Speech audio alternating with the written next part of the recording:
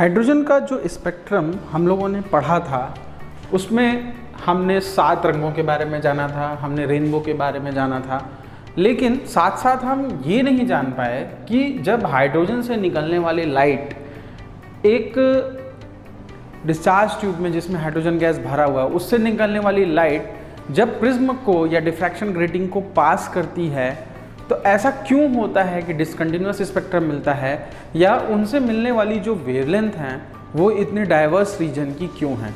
ठीक है, उसके बारे में मैंने बहुत कुछ यहाँ पे लिख दिया है। आप चाहें तो इसको नोट करके मेरे साथ आगे बढ़ सकते हैं, लेकिन सिर्फ नोट करने से ही आपको सब कुछ समझ में नहीं आएगा।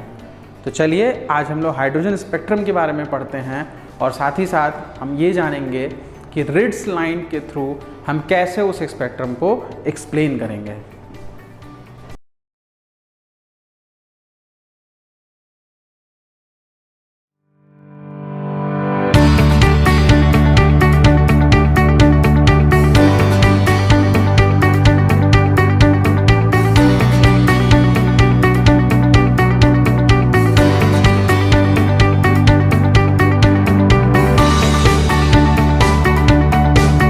स्पेक्ट्रम को समझते हैं। यहाँ देखो मैंने कुछ लाइंस ड्रॉ आउट कर रखी हैं जिसमें मैंने n की वैल्यू 1 लिखी है, 2 लिखी है, 3 लिखी है, 4, 5, 6, 7, 8 ऑनवर्ड्स लिखी है। आखिर ये लाइन आई कहाँ से? इसको समझने के लिए हम एक न्यूक्लियस का स्ट्रक्चर बनाते हैं जिसके आसपास हम क्या करेंगे, ढेर सारी शेल्स बना देंगे। ध्यान से देखना बेटा, जो मैं समझा रहा हूँ उसके बाद ये सारी चीज़ें आपको कभी नहीं भूलेंगी, आप हमेशा इसको याद रखेंगे। सपोज करो हमारे पास एक एटम है जिसमें अलग अलग नंबर ऑफ शेल्स हमको दी हुई हैं। ठीक है, हमने क्या किया, इसको K शेल बोल दिया, इसको L बोल दिया, इसको M बोल दिया, इसको N बोल दिया, इसको O P, जो भी आप इसको नाम देना चाहें। सेम इसी तरह से हम क्या करेंगे, इसको हम N = 1 बोल देंगे, मतलब ये ग्राउंड स्टेट है। N = 2, N = 3, N = 4 और N = 5। ठीक है, अब जरा एक मेरी बात का सवाल का जवाब दो। अगर इस एटम को हम बीच से काट दें और जो भी सर्कुलर लाइंस हैं उनको बिल्कुल सीधा कर दें, ठीक है, मतलब हम इसको काट के सीधा करके न्यूक्लियस को हम यहाँ पे रख दें। ये हमारा न्यूक्लियस है, ध्यान से देखना। अब ये हमारा N = 1 है जो कि ये है, ये हमारा N = 2 है, ये हमारा N = 3 है, ये हमारा N = 4 है और ये हमारा क्या है, N = 5 है। तो आई होप कि अब आप ये समझ गए होंगे कि ये स्पेक्ट्रम इस तरह से क्यों नज़र आता है। ये कुछ नहीं है, ये इन सर्कुलर ऑर्बिट्स का क्या है, रेक्टेंगुलर रिप्रेजेंटेशन है, इसलिए बहुत परेशान होने की ज़रूरत नहीं है। आपको ये अब समझ में आ गया होगा कि ये लाइंस कहाँ से आती हैं। अगर बुक में आपने ये डायग्राम्स को देखा होगा, लाइन को देखा होगा, तो शायद पहले कन्फ्यूज़न होगा, लेकिन अब आपको ये कन्फ्यूज़न नहीं होना चाहिए, क्योंकि ये और कुछ नहीं है, ये वही ऑर्बिट्स हैं जहाँ पे इलेक्ट्रॉन न्यूक्लियस के चारों तरफ क्या करता है, रिवॉल्व करता है। चलो आगे देखते हैं। अब सपोज करो कि हमने, जैसा कि अभी इसके इंट्रोडक्शन में पढ़ा था, कि हाइड्रोजन को हमने क्या किया, इलेक्ट्रिक डिस्चार्ज में डाल दिया। जब हम इसको इलेक्ट्रिक डिस्चार्ज में डालेंगे तो सिंपल सी बात है कि हाइड्रोजन के एटम्स जो हैं वो आयनाइज होंगे। वो क्या होंगे बेटा, वो आयनाइज होंगे। आयनाइज होने का मतलब ये है कि वो ब्रेक करेंगे, और ब्रेक करने के बाद जब आप उनको एनर्जी कंटिन्यूअसली प्रोवाइड करते रहोगे तो क्या उसके इलेक्ट्रॉन ग्राउंड स्टेट से एक्साइटेड स्टेट में नहीं जाएंगे? ऑफ कोर्स जाएंगे। ये हम लोग जानते हैं कि इलेक्ट्रॉन्स ग्राउंड स्टेट से एक्साइटेड स्टेट में जाएंगे। अगर इलेक्ट्रॉन ग्राउंड स्टेट से एक्साइटेड स्टेट में जाएंगे तो हमेशा वहीं तो नहीं रहेंगे, वो कभी ना कभी पलट के वापस भी आएंगे, और वापस आएंगे तो कहाँ आएंगे? इसी चीज़ को समझने के लिए ये एक्सपेरिमेंट हमको आपको क्लियर करना है। देखिए यहाँ पे जो लाइन मिली थी, अगर आप पिछले वीडियो पे जाके देखिए जिसमें डिसकंटिन्यूअस स्पेक्ट्रम का मैंने वीडियो बनाया है, मैं आपको रेकमेंड करूँगा कि आप पिछले वीडियो पे जाइए और डिसकंटिन्यूअस स्पेक्ट्रम जो मैंने आपको इनसाइड वीडियो करके दिया था उसको एक बार फिर से चला के देखिए, तो आपको क्लियर होगा कि वहाँ पे आपको कुछ स्पेसिफिक लाइंस नज़र आई थी। स्पेक्ट्रम जो था वो कैसा था, वो एक डिसकंटिन्यूअस स्पेक्ट्रम था, वो कंटिन्यूअस स्पेक्ट्रम नहीं था। तो आखिर डिसकंटिन्यूअस स्पेक्ट्रम के अलावा भी हमको कुछ सेक्शन मिल रहा था, ऑफ कोर्स मिल रहा था। क्योंकि जब ये एक्सपेरिमेंट किया गया, ठीक है, इसमें अलग अलग साइंटिस्ट इन्वॉल्व थे, इनको रिट्स लाइन बोलते हैं, इसमें लीमन, बाल्मर, पार्शन, ढेर सारे साइंटिस्ट इन्वॉल्व थे, रिडबर्ग इन्वॉल्व थे, बोहर इन्वॉल्व थे। जब ये एक्सपेरिमेंट किया गया तो ये ऑब्जर्व हुआ कि जो भी स्पेक्ट्रम मिल रहा है वो सिर्फ विजिबल रीजन में नहीं है, उसके अलावा भी ढेर सारे यहाँ पे स्पेक्ट्रम के कंपोनेंट्स मौजूद हैं। तो ऐसा क्यों हुआ, अब उसको समझने के लिए एक सिंपल सी बात को समझो। अगर इलेक्ट्रॉन इस ग्राउंड स्टेट में है, n इज इक्वल टू 1 में है, n इज इक्वल टू 1 को हम लोग ग्राउंड स्टेट मानते हैं। इलेक्ट्रॉन अगर यहाँ से एक्साइट होके ऊपर जाता है या इलेक्ट्रॉन किसी भी स्टेट में प्रेजेंट है और वो ऊपर जाता है, तो क्या वो पलट के वापस नहीं आएगा? ऑफ कोर्स आएगा। उसके वापस आने के ढेर सारे तरीके हो सकते हैं। हो सकता है कि जो सारे इलेक्ट्रॉन ऊपर गए हैं वो सारे के सारे इलेक्ट्रॉन यहाँ से यहाँ गए हों, या यहाँ से यहाँ गए हों, या यहाँ से यहाँ कहीं भी जा सकते हैं। वापस आते समय उन्होंने अपनी एनर्जी अलग अलग तरीके से लूज की, तो क्या वो यहाँ तक बिल्कुल वापस पहुँच पाएंगे? नहीं पहुँच पाएंगे। अगर इलेक्ट्रॉन यहाँ पे है तब तो शायद वो यहाँ पहुँच जाएगा, लेकिन अगर इलेक्ट्रॉन यहाँ पे है तो वो अपनी ग्राउंड स्टेट को इसी को बना लेगा।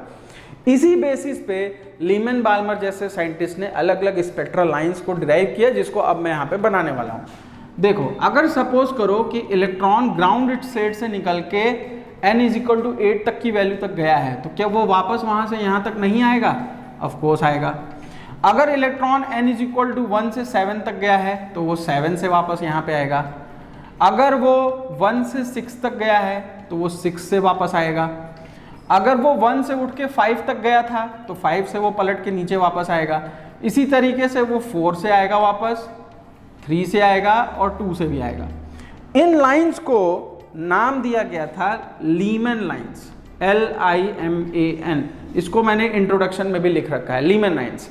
और ये जो लाइंस हैं ये यूवी रीजन में बिलोंग करती हैं, मतलब आप इनको देख नहीं सकते, ये स्पेक्ट्रोमीटर से नापे जाते हैं, आप इनको देख नहीं सकते, ये यूवी रीजन की लाइट है।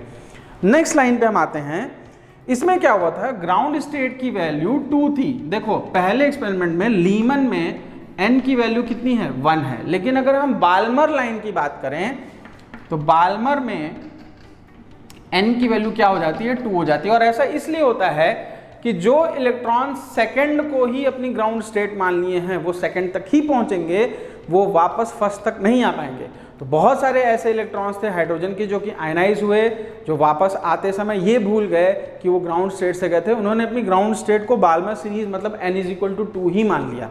यहाँ पे जो स्पेक्ट्रम हमको ऑब्टेन होगा वो देखो कुछ इस तरीके का ऑब्टेन होगा। लाइंस यहाँ से इस तरीके से आएंगी। आप चाहें तो मेरे साथ साथ इस स्ट्रक्चर को ड्रॉ आउट भी कर सकते हैं, आपको याद रखने में हेल्प करेगा।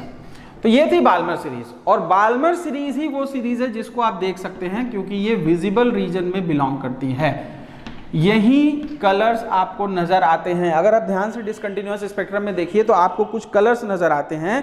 ये और कोई नहीं, वही कलर हैं जो कि बाल्मर रीजन को बिलोंग करते हैं, किसी और रीजन को बिलोंग नहीं करते।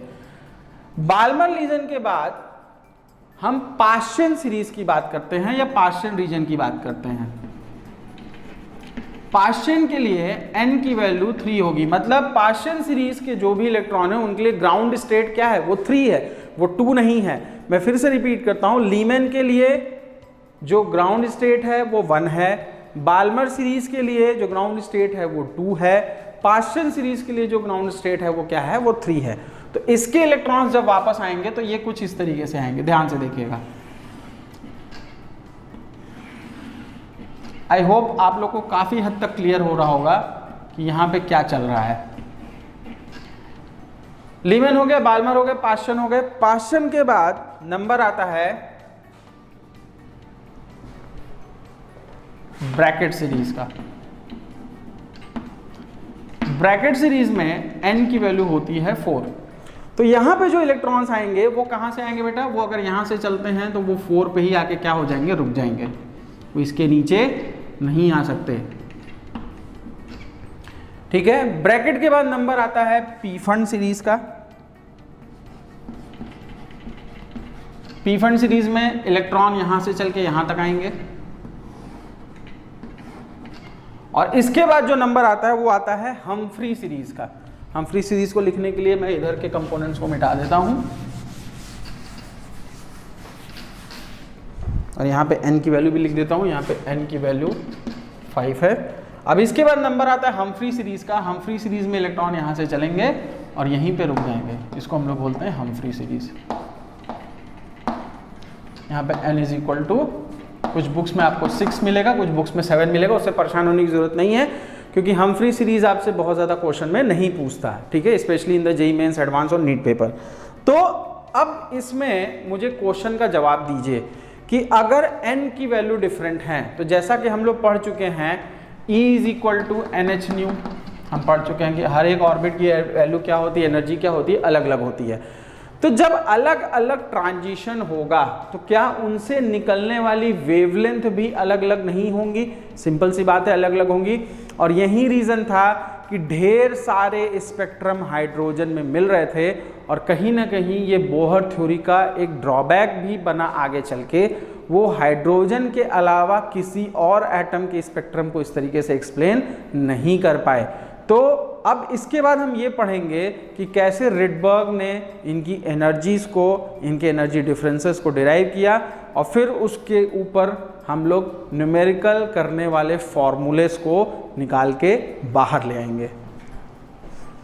रिडबर्ग इक्वेशन का डेरिवेशन देखते हैं, रिडबर्ग इक्वेशन को कैसे डिराइव किया था और फिर इसके बाद इसको टेबुलर फॉर्म में हम लोग स्टडी करेंगे कि कैसे एक ऑर्बिट से दूसरे ऑर्बिट में, या अगर एक एनर्जी लेवल से दूसरे एनर्जी लेवल में इलेक्ट्रॉन जा रहा है तो वहाँ पे वेव नंबर या वेवलेंथ का क्या सीक्वेंस होगा और उसको हम कैसे सॉर्ट आउट करेंगे।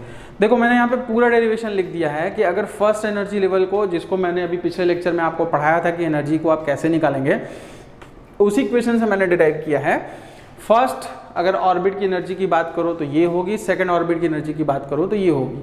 तो सिंपल सी बात है कि दो ऑर्बिट्स के बीच का जो एनर्जी डिफरेंस होगा वो क्या होगा, वो डेल्टा ई होगा। मतलब हम कह सकते हैं फाइनल माइनस इनिशियल। तो हमने यहाँ पे क्या किया है, फाइनल माइनस इनिशियल की वैल्यू को पुट करके ये सॉल्व कर दिया है, ठीक है। वहाँ से हमको जो इक्वेशन मिला वो ये मिला। अब ये तो हमारा एनर्जी डिफरेंस हो गया, लेकिन हमें क्या चाहिए, हमें वेवलेंथ चाहिए, क्योंकि हम कलर की बात कर रहे हैं। यहाँ पे हमें जो दिखा था वो कलर के फॉर्मेट में दिखा था। तो हम जानते हैं कि वेवलेंथ और वेव नंबर किसी भी इमिटेड रेडिएशन का जो होता है वो न्यू बार से डिनोट किया जाता है वेव नंबर को, और वेव नंबर का फॉर्मूला होता है mu bar is equal to 1 by lambda. तो अभी तक जो हम इक्वेशन पढ़ रहे थे, अगर उसके इक्वेशन से हम पुट कर दें तो 1 बाई लैम्डा को हम लोग delta E by H C भी डिनोट कर सकते हैं। अगर E is equal to H nu है तो लैम्डा क्या है, delta E by H C भी हम डिनोट कर सकते हैं। अब सारी वैल्यूज को न्यू बार की वैल्यू में हम पुट करते हैं और हमको यहाँ पे इक्वेशन मिलता है कि 2 pi square M E to the power 4 into K square into Z square by H cube C is equal to into 1 by N one square minus 1 by N two square is equal to nu bar. ध्यान से सुनिएगा जो बता रहा हूँ, ये सारी की सारी वैल्यूज क्या हैं, कांस्टेंट हैं। ये सारी वैल्यूज चेंज नहीं होने जा रही है, चाहे वो मास हो, चाहे वो इलेक्ट्रॉनिक चार्ज हो, चाहे वो कांस्टेंट के हो, चाहे वो प्लैंक्स कांस्टेंट हो, चाहे वो वेलोसिटी ऑफ इलेक्ट्रॉन या वेलोसिटी ऑफ लाइट हो, ये कोई भी वैल्यू चेंज नहीं होगी। इसलिए सारी की सारी वैल्यू को हमने नाम दे दिया रिडबर्ग कांस्टेंट। क्या नाम दे दिया बेटा, रिडबर्ग कांस्टेंट। और इसकी वैल्यू भी डिसाइडेड होती है, इसकी वैल्यू होती है 109677। ये इसकी परफेक्ट वैल्यू है। कुछ बुक्स में इससे थोड़ा डिफरेंट भी मिलेगा, बट परेशान होने की जरूरत नहीं है, नियरली यही वैल्यू हो गई। तो आर एच, जिसको हम लोग रिडबर्ग कांस्टेंट बोल रहे हैं, उसकी इतनी वैल्यू हमको मिल गई। जेड यहाँ पे एटॉमिक नंबर को डिनोट कर रहा है, एटॉमिक चार्ज को डिनोट कर रहा है। हाइड्रोजन के केस में इसकी वैल्यू कितनी होगी, 1 होगी। N1 यहाँ पे इनिशियल ऑर्बिट के लिए है, जिसको हम लोग ग्राउंड मानते हैं, और N2 यहाँ पे एक्साइटेड ऑर्बिट के लिए है, जहाँ पे इलेक्ट्रॉन उछल के ऊपर जा रहा है। चलो, ये तो हो गया हमारा वेव नंबर के टर्म्स में। कई बार क्वेश्चन आयनाइजेशन एनर्जी के टर्म्स में भी पूछता है, तो उसके लिए बहुत ज़्यादा परेशान होने की ज़रूरत नहीं है, बहुत डेरिवेशन करने की ज़रूरत नहीं है। आपको क्या करना है, अगर आपको म्यू बार आयनाइजेशन एनर्जी के टर्म्स में पूछता है तो आपको क्या करना है, गिवन आयनाइजेशन एनर्जी को यहाँ पे पुट करना है, जेड स्क्वायर से मल्टीप्लाई करना है, बाकी सारा इक्वेशन वही है, आपको डिवाइडेड बाई एच सी कर देना है। आपको यही इक्वेशन आयनाइजेशन एनर्जी के टर्म्स में मिल जाएगा। और अगर आपसे डायरेक्टली फ्रीक्वेंसी पूछता है, मतलब वेव नंबर की जगह आपसे फ्रीक्वेंसी पूछ लेता है, तब आपको क्या करना है, R S Z square into C कर देना है। आपको वेलोसिटी ऑफ लाइट से क्या कर देना है, मल्टीप्लाई कर देना है इस इक्वेशन को, और आपको फ्रीक्वेंसी मिल जाएगी। तो इस बेसिस पे हम एक टेबल ड्रॉ करते हैं, जहां पे हम ये देखेंगे, सीरीज देखते हैं टेबुलर फॉर्मेट में। तो जो पहली सीरीज मैं आपको यहाँ पे बनाने जा रहा हूँ वो बनाने जा रहा हूँ मैं लीमैन सीरीज। अब लीमैन सीरीज में हम आपको पहले भी बता चुके हैं कि n1 की वैल्यू कितनी होगी, 1 होगी। ध्यान से सुनिएगा, n2 जो कि हमेशा n1 से बड़ा होना चाहिए वो 2 भी हो सकता है, 3 भी हो सकता है, ऑनवर्ड्स आपका इन्फिनिटी तक जा सकता है। आप सोच भी नहीं सकते कि वो वैल्यू कहाँ तक जाएगी, इसलिए इसके बारे में बहुत ज़्यादा परेशान होने की ज़रूरत नहीं है। जब हम म्यू बार की बात करेंगे तो इसके केस में हम म्यू बार कुछ इस तरीके से लिखेंगे RH इंटू, अब देखिए n1 में आपको 1 लिखना है, n2 में आप चाहे जो लिखें, 1/1 स्क्वायर माइनस 1/n2 स्क्वायर। और ये रीजन जो है वो बिलोंग करता है यूवी रीजन से। ये किससे बिलोंग करता है बेटा? यूवी रीजन से बिलोंग करता है ये पूरा का पूरा सीरीज, जिसको हम लोग लीमैन सीरीज बोलते हैं। चलो इसके बाद हम लोग देखते हैं बाल्मर सीरीज। अगर हम बाल्मर सीरीज की बात करें तो बाल्मर सीरीज में हम जानते हैं कि n1 की वैल्यू कितनी हो जाती है, 2 हो जाती है, और n2 चूंकि हमेशा n1 से बड़ा होता है तो इसलिए n2 की जो वैल्यू होगी वो स्टार्ट कहाँ से होगी, वो 3 से स्टार्ट होगी, 4, 5, 6, 7 करते करते इन्फिनिटी तक जाएगी। और इसके लिए जो इक्वेशन हम बनाएंगे, mu bar is equal to RH into 1/2 square minus 1/n2 square. मैं आपको इतना डिटेल में क्यों बता रहा हूँ, इसलिए बता रहा हूँ कि क्योंकि आपको इसी पे बेस्ड न्यूमेरिकल सॉल्व करने हैं डायरेक्टली। तो अगर आपको यही नहीं पता होगा कि ट्रांजिशन हो रहा है, अगर आपसे क्वेश्चन पूछे कि calculate the wave number of a transition where an electron gets moved from, या electron gets its transition from 5th energy level to ground state in a Balmer series. ध्यान से सुनिएगा, बाल्मर सीरीज में तो यहाँ पे ग्राउंड स्टेट 1 नहीं है, यहाँ पे ग्राउंड स्टेट 2 है। तो आप यहाँ पे ट्रांजिशन चूंकि 5वें लेवल से हो रहा है तो यहाँ पे आप 5 पुट करेंगे और यहाँ पे आप 2 पुट करेंगे, क्योंकि ट्रांजिशन 5वें से दूसरे में हो रहा है। मतलब ग्राउंड आपकी क्या है, 2 है, और एक्साइटेड कितनी है, 5 है। आई होप अब आप इसका मतलब समझ गए होंगे। रीजन ऑफ स्पेक्ट्रम में आप लिखेंगे विजिबल स्पेक्ट्रम। इसके बाद हम लोग आगे आते हैं, हम लोग देखते हैं पाश्चियन सीरीज। पाश्चियन सीरीज में बेटा n की वैल्यू कितनी होगी, 3 होगी, और जैसा कि हम जानते हैं n2 हमेशा बड़ा होगा तो ये वैल्यू 4, 5, 6 करते करते आपकी इन्फिनिटी तक जाएगी। म्यू बार की जो वैल्यू आएगी वो आएगी RH into 1/3 square minus 1/n2 square, और ये रीजन IR रीजन को बिलोंग करता है। ठीक है, इसके बाद नेक्स्ट हम लोग देखते हैं ब्रैकेट सीरीज। ब्रैकेट सीरीज में n की वैल्यू 4 होगी, और जो वैल्यूज n2 की होंगी वो हमेशा इससे बड़ी होंगी, 5, 6 करते करते आपकी इन्फिनिटी तक जाएंगी। म्यू बार की जो वैल्यू आएगी वो होगी RH into 1/4 square minus 1/n2 square, और ये रीजन भी किससे बिलोंग करेगा, IR से बिलोंग करेगा। ठीक है, नेक्स्ट सीरीज जो है बेटा वो सीरीज है Paschen series, sorry Pfund series. Pfund series में वैल्यू कितनी हो जाएगी, 5 हो जाएगी। Lyman Balmer Paschen bracket Pfund value 5 हो जाएगी। n2 क्या होगा, ये 6 से स्टार्ट होगा, 6, 7 करते करते इनफाइनाइट तक जाएगा। म्यू बार की जो वैल्यू आएगी वो आएगी RH इंटू 1/ आपका यहाँ पे देखिए ध्यान से सुनिएगा, यहाँ पे वैल्यू क्या है n1 की, 5 है, यहाँ हो जाएगा 1/5 स्क्वायर माइनस 1/n2 स्क्वायर, और ये रीजन भी किससे बिलोंग करेगा, IR से। और लास्ट में जो आता है वो आता है हम्फ्री सीरीज। आई होप आप समझ रहे होंगे। हम्फ्री सीरीज के लिए n1 की वैल्यू हम 6 ले लेते हैं, तो सिंपल सी बात है, यहाँ से स्टार्ट होगा 7, 8 करते करते इनफाइनाइट तक जाएगा। और म्यू बार की जो वैल्यू आएगी वो आएगी RH into 1/6 square minus 1/n2 square. ठीक है, और ये रीजन बिलोंग करेगा फार इंफ्रारेड रीजन से, ये फार इंफ्रारेड रीजन की लाइट है। तो ये था वो पूरा टेबल जहां से रेडबर्ग ने इक्वेशन को डिराइव किया, और इन सारी लाइंस को कंपैरेटिवली एक साथ मिला के हम रिट्स लाइन बोलते हैं। क्या बोलते हैं बेटा, Ritz line. Maruti Suzuki Ritz एक कार आती थी, उसी कार का नाम है रिट्स लाइन। ठीक है, और चूंकि मारुति ने बहुत कलरफुल कार इसको मान के लॉन्च किया था, इसलिए इसका भी नाम क्या रख दिया था, रिट्स रख दिया था। चलो ये तो हो गई बात स्पेक्ट्रम की। अब इसके बाद हम लोग बात करेंगे मैक्सिमम और मिनिमम वेवलेंथ की, और कितने नंबर ऑफ स्पेक्ट्रल लाइन एक स्पेक्ट्रम में बन सकते हैं। हम लोग मिनिमम और मैक्सिमम वेवलेंथ के बारे में समझते हैं कि किसी भी स्पेक्ट्रम से मिनिमम और मैक्सिमम हमको वेवलेंथ कब मिल सकती है। तो सिंपल सी बात है कि अगर वेव नंबर मैक्सिमम चाहिए तो हमारा वेवलेंथ क्या होना चाहिए, मिनिमम होना चाहिए, और वेव नंबर अगर मिनिमम है तो वेवलेंथ क्या होनी चाहिए, मैक्सिमम होनी चाहिए। अब इसको कैसे डिराइव करेंगे, देखो हमने जो इक्वेशन पढ़ा था वेव नंबर का वो ये पढ़ा था, wave number is equal to RH into Z square into 1/n1 square minus 1/n2 square, यही हमारा इक्वेशन था।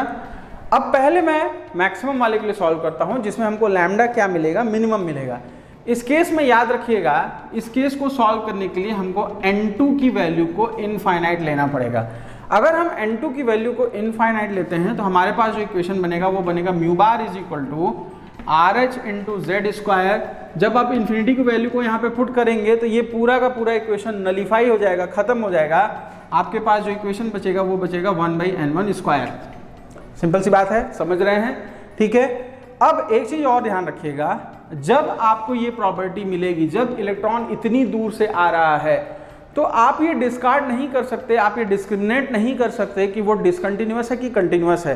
तो हमेशा ध्यान से सुनिएगा, जिस पॉइंट पे आपको म्यू बार मैक्सिमम मिलेगा उस पॉइंट पे अभी तक जो स्पेक्ट्रम डिसकंटिन्यूअस था वो स्पेक्ट्रम कंटिन्यूअस में कन्वर्ट हो जाएगा, ठीक है। तो अगर आपसे क्वेश्चन पूछता है कि for any type of hydrogen spectrum to convert it into discontinuous, to convert it into continuous from discontinuous, what should be value of n2। तो n2 की वैल्यू आप क्या टिक मारेंगे बेटा, इनफाइनाइट टिक मारेंगे, इसको याद रखिएगा, ये बहुत इंपॉर्टेंट पॉइंट है। अब इसी तरीके से हम म्यू मिनिमम की बात करते हैं, म्यू बार मिनिमम की, उसके लिए मैं इसको मिटा देता हूं और फिर से हम इसी इक्वेशन पे आ जाते हैं। अब हम यहाँ पे म्यू बार मिनिमम की बात करेंगे, हम इसकी बात करेंगे। इस केस में याद रखिएगा कि अगर आपको वैल्यू चाहिए तो n2 की वैल्यू n1 प्लस 1 होनी चाहिए। मतलब समझ रहे हैं, जैसे अगर n1 की वैल्यू 1 है तो n2 की वैल्यू 2 होनी चाहिए, n1 की वैल्यू 2 है, जैसा कि बाल्मर सीरीज में होता है कि n2 की वैल्यू 2 हो जाती है, तो सॉरी n1 की वैल्यू 2 हो जाती है, तो n2 की वैल्यू क्या होनी चाहिए, 3 होनी चाहिए। मैं आपको एक एग्जांपल से बताता हूं। सपोज करो अगर हमसे क्वेश्चन पूछता है कि कैलकुलेट द मैक्सिमम वेवलेंथ या calculate the mu bar minimum in Balmer series, तो हम वैल्यू कैसे पुट करेंगे, mu bar minimum in Balmer series is equal to RH into Z square, Z की जगह आप 1 पुट कर दीजिएगा, 1/2 square minus 1/3 square. I hope आप मतलब समझ रहे होंगे, ये बाल्मर सीरीज की मैं बात कर रहा हूं। यानी n2 की वैल्यू अगर n1 प्लस 1 होगी तो उस केस में जो आपको वेवलेंथ मिलेगी वो मैक्सिमम वेवलेंथ होगी। और इसी लाइन को हम लोग कौन सी लाइन बोलते हैं बेटा, अल्फा लाइन बोलते हैं। कैसे, इसके बारे में मैं अभी आपसे डिस्कस करूंगा। इसको हम लोग क्या बोलते हैं, अल्फा लाइन बोलते हैं। अब जो दूसरा क्वेश्चन आपसे पूछता है वो कभी कभी आपसे ये पूछ सकता है कि अगर एक स्पेक्ट्रम आपको दिया गया है या आपको एक ट्रांजिशन दिया गया है तो कितने नंबर ऑफ मैक्सिमम लाइंस हैं जो कि इस स्पेक्ट्रम में बन सकती हैं। तो इसका फॉर्मूला है maximum number of lines formed in a spectrum या in a transition is equal to n into n-1 divided by 2। इस फॉर्मूले को नोट कर लो बेटा, इस फॉर्मूले को नोट कर लीजिए, ठीक है, कि अगर इलेक्ट्रॉन n-1, n-2, n-3 तक जा रहा है तो उसमें कितने ट्रांजिशन होंगे। जैसे सपोज करो अगर हमने बोला कि n की वैल्यू 4 है, इस पे न्यूमेरिकल्स मैं आपको जरूर करवाऊंगा, मैं आपसे न्यूमेरिकल जरूर शेयर करूंगा, बट पहले आप थ्योरेटिकल एस्पेक्ट को समझ लीजिए। अगर आपसे पूछता है कि अगर n की वैल्यू 4 है तो उस केस में कितने नंबर ऑफ मैक्सिमम लाइंस बनेंगे स्पेक्ट्रम में, तो इसका आंसर होगा 4 इंटू 4 माइनस 1 डिवाइडेड बाई 2। मतलब आंसर कितना आएगा बेटा, 4 इंटू 3 डिवाइडेड बाई 2, मतलब आंसर कितना होगा, 6 लाइंस। यहाँ पे आपको 6 लाइंस मिलेंगी, ठीक है। आई होप आप समझ गए होंगे। इसके बाद हम लोग अल्फा बीटा और गामा लाइंस के बारे में बात करते हैं और समझते हैं कि अल्फा बीटा गामा लाइंस क्या हैं।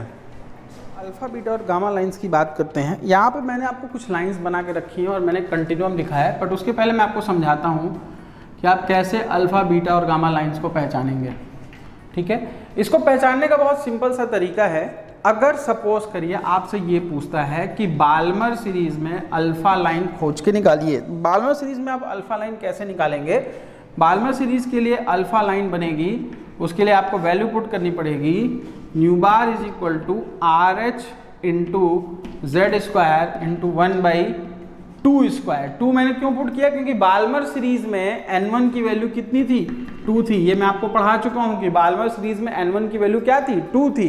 Are H into Z square into 1/2 square minus 1/3 square, मतलब जस्ट ऊपर वाली जो लाइन होगी, जो ग्राउंड स्टेट के जस्ट ऊपर वाली लाइन होगी, वो हमेशा अल्फा लाइन बनाती है, अल्फा स्पेक्ट्रम बनाती है।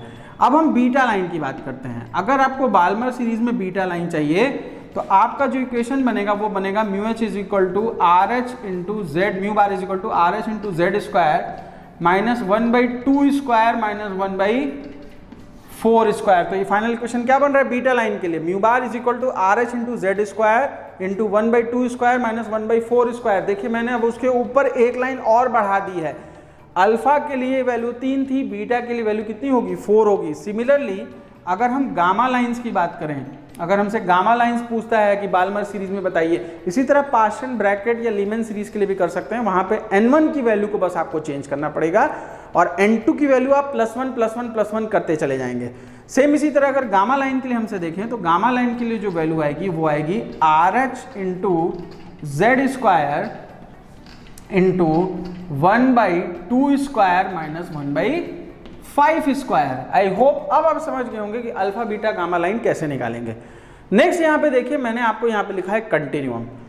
कहीं पे भी किसी स्पेक्ट्रम में डिस्क्रीट लाइंस क्यों बनती हैं? क्योंकि इलेक्ट्रॉन्स का ट्रांजिशन होता है, इलेक्ट्रॉन्स क्वांटाइज्ड स्टेट में चलते हैं। देखिए पहला ऑर्बिट हो, चाहे दूसरा ऑर्बिट हो, चाहे तीसरा, चाहे चौथा, चाहे पांचवा, सभी क्या है? क्वांटाइज्ड हैं।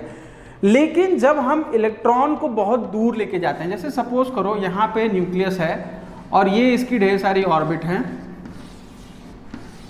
अब हमने क्या किया, एक ऑर्बिट यहाँ तक बनाई, इतनी दूर बनाई और इलेक्ट्रॉन को लेके हम यहाँ से यहाँ चले गए।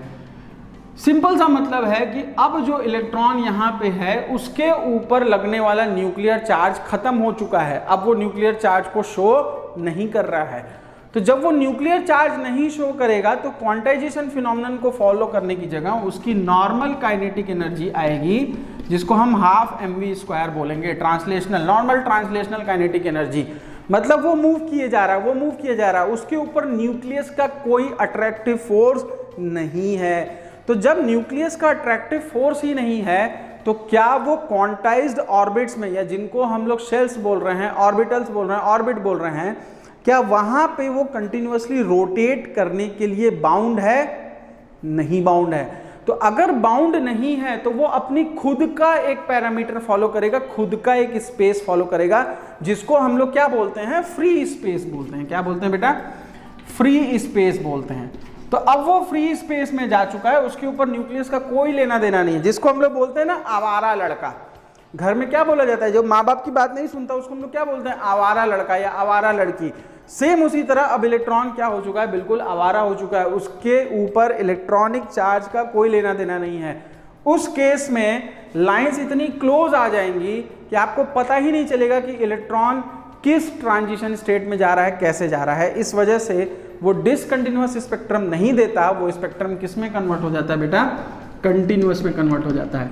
यानी कि वो अभी मैंने जो बताया था वो इनफाइनाइट ऑर्बिट में जा चुका है। तो इनफाइनाइट ऑर्बिट में जाने के बाद उसके पास फ्री ट्रांसलेशनल काइनेटिक एनर्जी होती है, वो फ्री स्पेस में ट्रेवल करता है, बाउंड नहीं होता, क्वांटाइज स्टेट्स को फॉलो करने के लिए फ्रीली जहां मन करेगा वहां घूमेगा।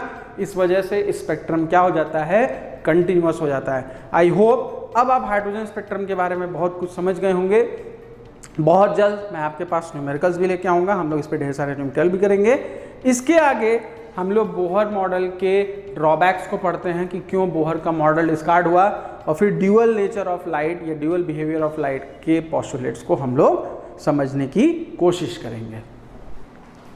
Merits and demerits of Bohr's model भी देख लेते हैं ताकि हाइड्रोजन स्पेक्ट्रम हम पूरा खत्म कर सकें।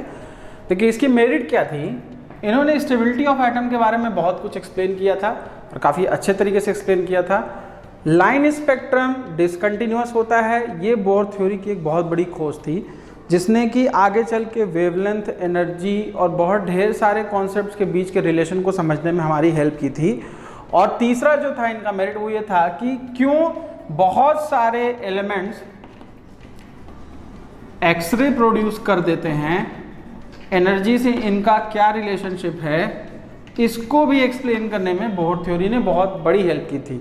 लेकिन ये थ्योरी बहुत ज़्यादा दिन तक चल नहीं पाई। क्यों नहीं चल पाई? उसके पीछे उसके बहुत बड़े बड़े डिमेरिट्स थे, जैसा कि ये लोग ज़ीमैन और स्टार्क इफेक्ट को, जो ये दोनों लोग थे, इनके जो इफेक्ट्स थे इनको वो एक्सप्लेन नहीं कर पाए। अब ज़ीमैन और स्टार्क इफेक्ट के बारे में मैं आपको समझा देता हूँ कि ज़ीमैन और स्टार्क इफेक्ट क्या है। आपने टोनी स्टार्क का नाम सुना था, जो कि आयरन मैन था। आयरन मैन बिजली से खेलता था, वही काम हम यहाँ पे दिखाते हैं। याद रखिएगा कि अगर हाइड्रोजन स्पेक्ट्रम या किसी भी टाइप का कोई स्पेक्ट्रम अगर इलेक्ट्रिक फील्ड में कहीं भी अपनी पोजीशन को शिफ्ट करता है या किसी तरह का उसमें ग्लिच नज़र आता है, किसी तरह का उसमें डिसकंटिन्यूटी नज़र आती है स्पेक्ट्रम में इलेक्ट्रिक फील्ड के प्रेजेंस में, तो उसको हम लोग स्टार्क इफेक्ट बोलते हैं। मतलब the deviation from the regular behaviour of a spectrum in presence of electric field, तो उसको हम लोग क्या बोलते हैं? स्टार्क इफेक्ट बोलते हैं। और अगर यही चीज मैग्नेटिक फील्ड के प्रेजेंस में होती है तो उसको हम लोग ज़ीमैन इफेक्ट बोलते हैं। मैग्नेटिक फील्ड के प्रेजेंस में हम इसको ज़ीमैन इफेक्ट बोलेंगे और इलेक्ट्रिक फील्ड के प्रेजेंस में हम इसको स्टार्क इफेक्ट बोलेंगे। इसको ध्यान से याद रखिएगा। इस चीज को बोहर का मॉडल जरा सा भी एक्सप्लेन नहीं कर पाया कि ऐसा क्यों होता है। सेकेंड पॉइंट, ये पूरा का पूरा बोहर मॉडल सिर्फ और सिर्फ 1 इलेक्ट्रॉन स्पीसीज पे काम करता था। मतलब ऐसी स्पीसीज जिसमें 1 इलेक्ट्रॉन है। जैसे हम एग्जांपल ले लेते हैं, हाइड्रोजन ले लेते हैं, हीलियम प्लस ले लेते हैं, लिथियम 2+ ले लेते हैं। ऐसी स्पीसीज पे तो ये मॉडल काम करता था, लेकिन जैसे ही 2 या 2 से ज़्यादा इलेक्ट्रॉन आते थे उन स्पीसीज पे ये मॉडल काम नहीं करता था। ये इसका एक बहुत ही मेजर ड्रॉबैक था। और तीसरा जो इसका इंपॉर्टेंट ड्रॉबैक था वो ये था कि बोहर ने अपने पूरे मॉडल में पोजीशन और मोमेंटम दोनों ही इलेक्ट्रॉन के साइमल्टेनियसली बताए। मतलब उसकी पोजीशन क्या होगी, उसका मोमेंटम क्या होगा, इसको परफेक्टली बता डाला। लेकिन आगे चल के हाइजेनबर्ग नाम के एक साइंटिस्ट ने ये खोज की कि आप कभी भी पोजीशन और मोमेंटम को एक साथ एक टाइम पे इलेक्ट्रॉन के नहीं बता सकते, जिसकी वजह से भी ये थ्योरी क्या कर दी गई, डिस्कार्ड कर दी गई। और वहाँ से एक नया फिनोमेनन जनरेट हुआ जिसको हम लोग आगे चल के पढ़ेंगे हाइजेनबर्ग अनसर्टेनिटी प्रिंसिपल के नाम से, ठीक है। और इसका चौथा एक पोस्टुलेट जो और इसमें कमी थी वो ये थी कि n की वैल्यू, मतलब ऑर्बिट की वैल्यू बोहर ने आर्बिट्री डिसाइड कर ली। मतलब कहीं से कुछ भी उठा लेते थे एक्सपेरिमेंटली फिट करने के लिए, वो उसको कुछ भी मान लेते थे, उसका कोई एक्सपेरिमेंटल प्रूफ उनके पास नहीं था। तो ये भी एक बोहर थ्योरी का बहुत बड़ा ड्रॉबैक था। तो ये पूरा का पूरा वीडियो आपका हाइड्रोजन स्पेक्ट्रम के ऊपर रिलेटेड है, जिसमें मैंने आपको हाइड्रोजन स्पेक्ट्रम के बारे में बताया, ट्रांजिशन में बताया, मैक्सिमम मिनिमम वेवलेंथ के बारे में बताया, कंटिन्यूअस स्पेक्ट्रम के बारे में बताया, डिसकंटिन्यूअस के बारे में बताया, और लास्ट में आपको बोहर थ्योरी के मेरिट्स और डिमेरिट्स भी बताया। इसके बाद अब हम लोग नेक्स्ट टॉपिक पे मूव करेंगे और इससे ज़्यादा थ्योरेटिकल कॉन्सेप्ट अब आपके बोहर कॉन्सेप्ट में आपको आपके लेवल पे नहीं पढ़ना है, ठीक है। घर पे रहिए। जय हिंद।